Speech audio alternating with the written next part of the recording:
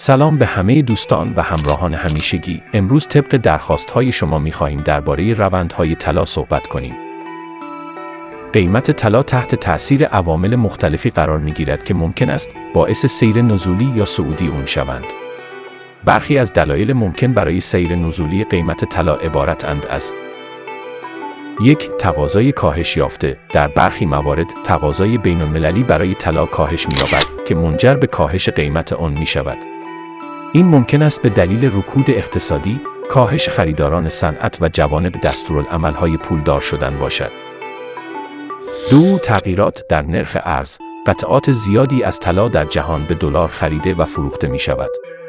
در نتیجه، هر گونه تغییر در نرخ ارز دلار، بالا یا پایین، قیمت طلا را تحت تأثیر قرار خواهد داد. 3. عوامل جغرافیایی. بسیاری از کشورها دارای ذخایر طلا هستند و تولید طلای بسیاری از این کشورها صادر می شود.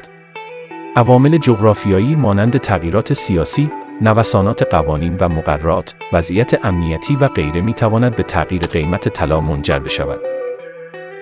4. عوامل اقتصادی. عوامل اقتصادی مانند رشد یا رکود اقتصادی، نرخ بیکاری، نرخ بهره و غیره نقش مهم در تعیین قیمت طلا دارند.